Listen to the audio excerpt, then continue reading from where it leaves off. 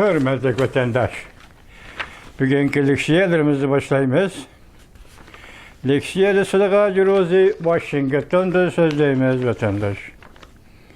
Bugünkü İslah 2025 yıl 7. ayının 23. gün heptiki çarşamba getirin. Heptiki çarşamba vatandaş. Bugün sizlerle sözleydiğin leksiyada vaziyetimiz degende nime desiniz eş mundaqken arlıqda biz sizlerle sözlep keldik mesela. Amerika Qo'shma Shtatlar prezidenti Donald Trump'ning Junguni ziyorat qilishi masalasi to'g'risida nurg'un to'xtaldikmi? 3-4 qatim to'xtaldik vatandoshim. Endi bugun yaqinda, ya'ni 22 kuni Amerika Qo'shma Shtatlar prezidenti Donald Trump bu ziyorat to'g'risida o'zining so'zlagan so'zi borkan, bugun buni sizlarga yetkazamiz vatandoshim. Mavzu mundaq. Prezident Donald Trump tez orada Junguni ziyorat qiladi. Prezident Donald Trump tez orada Junguni ziyorat qilaman. Bu ziyorat tarixiy, namoyanda xarakterlik ziyoratdir deb ko'rsatdi. Mavzuli xabar 7. ayning 22 kuni erkinlik vaqt gezitida e'lon qilindi. Xabar mundaq boshlandi. Bu xabar tuniga söyleyişimiz kerak edi. Tuniga xabar uzun bo'lib ketmasin deb vatandoshlarga shunday qoldirib qo'ygan edik. Endi buni hozir so'zlaymiz. Bu xabar mundaq boshlandi. Vaqt Amerika Jungo savdo va bexatarlik masalalaridagi munosabatlar jiddiylashgan bir vaqtga to'g'ri keldi. Amerika Qo'shma Shtatlar prezidenti Donald Trump 22 kuni mundaq ko'rsatdi. Men belki tez arada Jungo'ga ziyoratga boraman. Tarixiy, namoyanda xarakterlik bir ziyorat elib boraman. Prezident Donald Trump Aqsaroyda ishxonasida muxbirga mundaq ko'rsatdi. Rais Xi Jinpingning Junguni ziyorat qilishimga taklif qildi. Rais Xi Jinping Junguni ziyorat qilishimga taklif qildi. Biz balki qisqa bir vaqt ichida Junguni ziyorat qilishga otlanamiz. Sal saqlab turamiz. Lekin uzun saqlamaymiz. Men nurg'un kishilarning taklifini topshirib oldim. Ziyorat to'g'risida biz tez arada qaror chiqaramiz. Reuters xabar qilib, xabardor kishilarning so'zlaridan naql keltirib mundaq ko'rsatdi. Prezident Donald Trump bilan Xi Jinping amaldorlari, ikki davlat rahbarlarining uchrashishini Prezident Donald Trump bu yil kechki birak, ya'ni Osiyoga ziyoratga chiqqanda uchrashish mumkinligini ko'zda tutgan edi.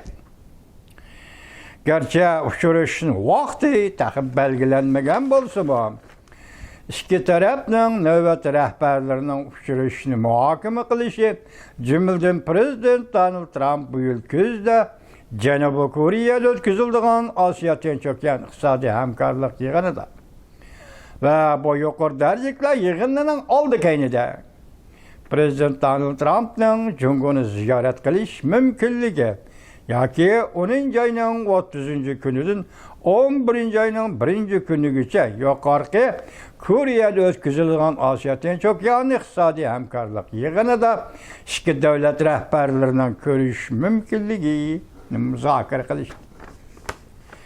İki devlet amaldorlari, yani diplomatlar da vatandaş.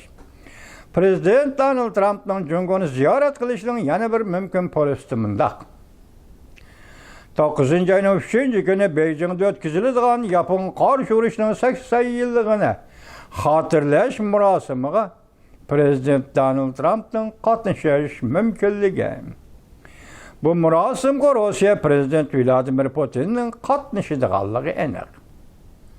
Yani başçılar sözlüğün noktaga yani keldik vatandaş. Başta nemi degen edik? Mesela Prezident Donald Trump 9. ayının 3. günü Beijing'e ziyaret qilishi mumkin. 9. ayının 20. günü, Rais Xi Jinping Washington'a yakın New York Birleşken Devletler Teşkilatı'nın yıllık yığınında cevaben ziyaret kilishi mümkün. Amerikaga ziyaret kilishi mümkün. Şu vaqtda hatta Prezident Vladimir Putin ham New York shahriga kelib, 3 davlatning rahbarlari Birleşken Devletler yig'ini murosimiga, yillik murosimiga birda qatnashdi degan edi. Hozir endi bu yerda nima deyapmiz?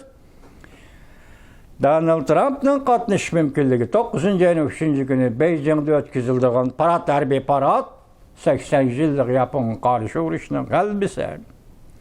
Bu murosimga Rossiya prezidenti Vladimir Putinning qatnashadiganligi. Bu aniq Vladimir Putin taraf.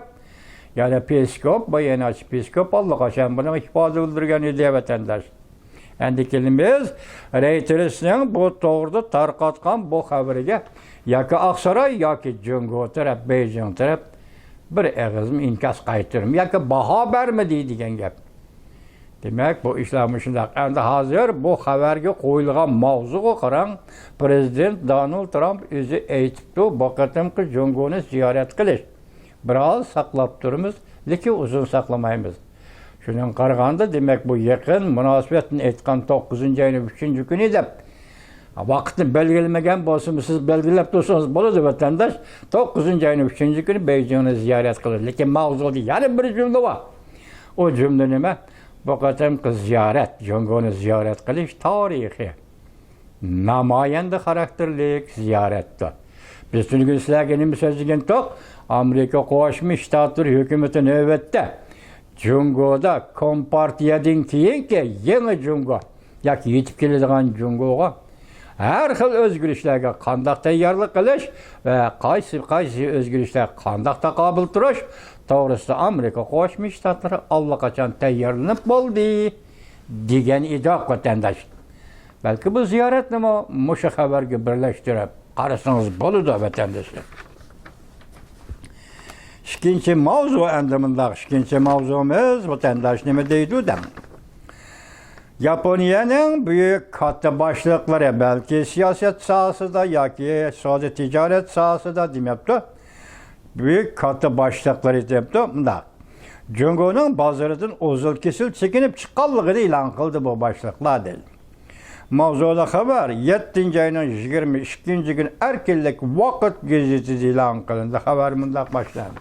Tayvanning Yaponiyaning Sallan shirkati 2023-yili Jungo bozoridan chekinib chiqqan. Hamda Jungoda mashina sozliq ishlab chiqarishni to'xtatgan. Biroq Jungoliklar bilan hamkorlashib motor ishlaydigan zavodlar kelib qolgan edi. 7-ayning 22-kuni Yaponiya shirkatlarining Jungoda motor ishlashni to'xtatganligi ham birdak e'lon qilindi. O'xshashli Jungo yerlik shirkatlar bilan kapital hamkorligi o'rnatishda boshlamchi bo'lgan Mitsubishi Jungoning barliq mashinasozlik sanoat sohasidan chekinib chiqqanligini e'lon qildi. Mitsubishining Jungodan butunlay chekinib chiqqanligi Jungo mashinasozlik sanoatining yuragi to'xtab qolganligidan darak beradi. Mana ofat endi bu yerdan kel. Iqtisodiy ofat, shirkatchilik, hamkorlik asosidagi shirkat birlashma mablag' deydigan shunda ishlarni Jungo hukumati bilan Yaponiya hukumati albatta Jungo tasdiqlasa, Yaponiya qo'shilsa, shunda ahvolasida. Necha zamandan beri Jungoda ishlab chiqarish bilan shug'ullangan Yaponiyaning mashinasozlik sanoati asosiyatdan Jungoga ko'chib kirgan sanoat desangiz bo'ldi buningda.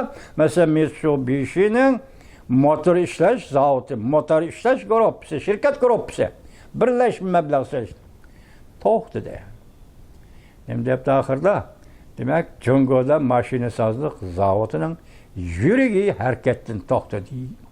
Çünkü bugün Yaponiya Jakartadagi barliq shirkatlar motor ishlash zavodlari ham o'xshashlik chekin, uzil kesil chekinib chiqish Jungodan. Bu intayin og'ir zarba vatandosh.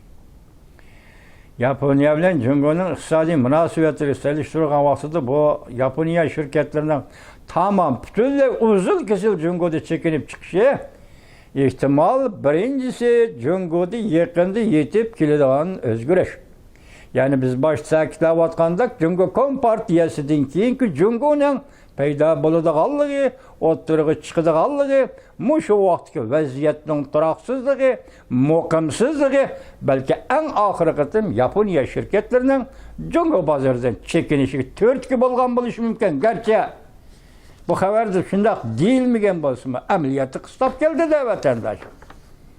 So'zlayotgan leksiyalarimiz qarasangiz, hammasi pokizlik leksiyalar. Albatta qistab keldi. Yaponiya shirkatlari tamom chekindi degan gap endi bu Jungo iqtisodiga mablag' solish va shirkat qurishdan iborat keyingi xalqaro so'z taraqqiyotining rivoji sifatida Jungo Yaponiya munosabatiga endi bu yerda darhol siyosiy nerto deyilmaydi, chunki bu qonun bilan bo'lgan ishda. Diplomatik siyosat, diplomatik yo'llar va shirkat yo'llari bilan bo'lgan ishda. Lekin bu chekinib chiqish, Yaponiyaning chekinib chiqishi Jungo iqtisodi qanday zarba berib keldi buni ko'ram. Endi buni ikkinchi nuqta nima deymiz? Jungodagi hediqi o'zgarishga Yaponiyami tayyorlik qilyapti da'vat. Degan gap. Da'vatida emas degan gap. O'xshash yetib kelgan yana bir xabar vatandosh. Shi Jinping jamiyatining malbisatiga Amerika ko'z tikdi. Mavzular xabar 7-ayning 22 kun Vanmit orbitida e'lon qilindi. Xabar mundaq boshlandi. 7-ayning 21 kuni, ya'ni haftaning 1-kuni Amerika Qo'shma Shtatlari Davlat Majlisi Avom palatasi partiya guruhlaridan alqigan holatda qonun loyiha ma'qulladi. Qonun loyihaning mazmunida Jungo Kompartiyasi Tayvanga harbiy harakat qo'llangan hamon Shi Jinping qatorliq siyosiy byurodagi doimiy hay'atlarning hamda Tayvanga munosabatlik markaziy komitet a'zolarining Amerikadagi kapital boyligini oshkorlash. Butun dunyoga ingliz tili va xitoy tili orqali taqdim, butun dunyoga oshkorlash. Hozir Shi Jinping jamiyatining g'oyat zo'r boyligi Amerika istixborot organlarining diqqat qilishi va muhim nishoniga aylandi. Tayvan to'qinishida popozi bilan chekindirish. Mavzuli qonun loyiha Amerika Qo'shma Shtatlari Davlat Majlisi Avom palatasida Cumhuriyetçiler Partisi partiya guruhlari raisi Meklin. Xitoycha Meklin debdi inglizcha bilib ko'rdingizmi? Ama hurmatsizlikda vatandaş shunga men xitoycha ahangda oldim Meklin. Demokratlar Partisi Tayvanning qadinas do'sti Shövmen. İngilizce ismi yok değil mi? Shövmen birlikte o'ttirib qo'ydi bu qonun loyiha. Qaplash doirasi yoki qaplash darajasini aytganda, ya'ni kengayish shaklida chetiladigan taraflardan aytganda, Jungo Kompartiyasi Markaziy komiteti siyosiy byuro doimiy hay'atlari hamda Tayvan ishlari munosabatlik markaziy komitet a'zolarini o'z ichiga oldi. Qonun loyiha mundaq belgilandi. Amerika Moliya Ministerligi Davlat Majlisiga doklad berib, bu boylikning yoki bu kapitalning xususiyligi shu markaziy komitet a'zolariga Jungoning jumladan Shi Jinpingmi shuning ichida, oila jamiyatimi shuning ichida kapital boylikning umumiy miqdorini e'lon qilish. Soni qancha? 7 doimiy hay'at, 25 doim va odatdagi a'zo Shi Jinping va uning jamiyatini qo'shganda zodi qanchalik odam, qanchalik iqtisod bu umumiy miqdorini e'lon qilish kerak. Xarakteri jihatdan aytganda pul muomala organlari bu boyliqlar ularga qanday erishdi? Uning jarayoni so'zlanishi kerak. Amerika Qo'shma Shtatlarida pul muomala organlari kirgan bo'lsa, bular mablag' silish shaklida bu jarayonda ular qanchalik boylik erishdi, buni oshkorlash kerak. Bu boyliqqa ular, ya'ni doimiy hay'atlar markaziy siyosiy byuro Jungoda qonunsizlik bilan qanday erishdi va yoki xiyonatchilik bilan yana qanday erishdi, bu yo'llar ayrim bo'lish kerak va dokladga tayyorlanish kerak. Qandaq erişdi bu yollamı doklad sözünü iş gerek. Məzmun diyene, dokladın məzmun, bu kanun layihənin məzmunu diyene, Amerika Maliye Ministerliği mundaq hukuk verildi. Çünkü Kompartiya əməldarlarının ve ulanın aile tababatlarının Amerika pul muamele sahası da elip barıdığan soda ticaretlerini derhal çekleş gerek. Biz bu nemde məxsus Tayvan'a münasibetlik yok. Tayvan'a münasibetlik komitet əzaları, heyətləri, yakı məsul ərbabları cümyan dercilik. Yani Xitay merkezi hükümeti dercilik. Bulanı hem tekşiriş gerek. Hem beni tekşiriş gerek. Bir de hazır istihbarat organları tekşirivatı Amerika'da. Cungoluk emeldarlarının meblağını hem hıyanetini hazır Amerika'nın dikkati bunun merkezleştiğiydi. Bu memle siyaset karakterlik bası bu zaman yakı vaktini kütemdi ve yakın dışında ilan kılınamdı. Bu terpesiz bizgin atayın. Bırak hazır Amerika Koşmuş Ştatları da devlet meclisi de partiye gruplardan hali aldı. Otura koyulgan bu kanun layihədə Xi Jinping hem düşündüklə Merkezi Komite Jonan Xəyyətdə nəfər daimi əza hem Tayvan'a münasibetli kişiler erbaplarının hesabatı hamçı tekşirildi degen gep. Hazır Amerika Cumhuriyeti münasibeti bek nazik bir devirge kirip geldi.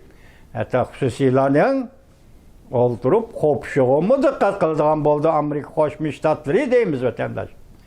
Bugünkü leksiyemizin noktalık bir mazmun nime deseniz, Amerika Koşmuş Ştatlarının prezidenti Donald Trump Cumhur'unu ziyaret kılış vaktini uçuk etmesi mi?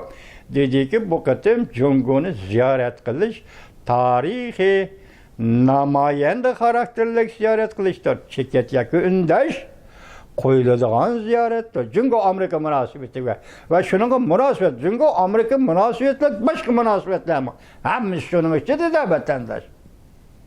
Tüngen çıraylık bir leksiyen sözlü olduk, sizlerge ne bileyimiz? Çünkü dünya vuruşu da Amerika Koşmuş Ştatlarının SOF askeri kısımları Cungo'da peyda bolgan idi. Bu katımı xuddi şunun qoxşaş. SOF armiya küçüğü Cungo'da peyda boldu. Tinchlik, asayişlik, biharamallık veya ki her qanday uruş talaş cidelden xali. Hatta milli toqunuşlağıca, şunaq elinde qoy kızga. Toqunuşlağıca uruşdan xali tinch yolu bilen cemiyetini özgertiş. Çünkü cemiyetini özgertiş. Veya ki bu hakimiyet çünkü Kompartiyasının ki Cungo'da kurulgan hakimiyet yani vaktlık hakimiyet değil ittaka. Çünkü vaktlık buluşu onun şart bulduğunu saylam da vatandaş. Saylam şerait, saylam mümkünlüğü turguzulmagan vaktlık hükümet bulundu da vatandaş. Onun için de ahvalası da bugünkü leksiyemiz dikkat kıldığım bir nokta neyme? Amerika Koşmuş Ştatları Cungo'nu ziyaret kıldı. Saklap turuvatımız dikin uzun saklamayımız. Prezident Donald Trump şundak dedi ki bu ziyaret tarihi namayende karakterlik ziyarettir. Biz arlaq demdegen topruşunda sual koyduk qarana. Beijing'de eğer 3 devlet rehberleri hazır bulduğum bolsa körek sanisi de. Mesela Amerika Koşmuş Ştatları Prezidenti Donald Trump, Rusya Prezidenti Vladimir Putin, Cumhur'un reisi Xi Jinping. Beijing'de 9. ayının 3. günü muşundak körek, muşundak menzirini yaratalı sağ Xi Jinping. Artık geplerimiz korak gep buldu vatandaş. Xi Jinping diplomatik münasebeti muşundak bir görünüşte dünyayı görüstəlise qaldısı gep buldu endi keyin gepler qandaq oldu keyin göreyli. Endi yani bu münasebet xuddi şu endi şu şekilde 9. ayının 20. günleri Birleşken Devletler Teşkilatı New York şəhərində geçirildiğin yıllık yığında yani bu görünüş şundaq peyda bulduğun bolsa mesela Amerika Koşmuş Ştatları Prezidenti Donald Trump, Cumhur'un reisi Xi Jinping, Rusya Federasyası'nın Prezidenti Vladimir Putin, New York şəhərdən şundaq tizildiğin ve şundaq sahnede olturduğun bolsa vatandaş. Hem de buna tünügen nemi dep sual koygandığın? Beijing dışında görünüş hasıl kese muhakeme kılıdığın tema mavzu neme? Bugün yani şundaq savol qo'yaylik. Agar Nyu-York shahrida shundaq ko'rinish hosil qilsa bu uch davlat boshliqlari vaqtda muhokama qiladigan, diqqat qiladigan mavzu nima? Mana bu masala intayin muhim masala vatandosh.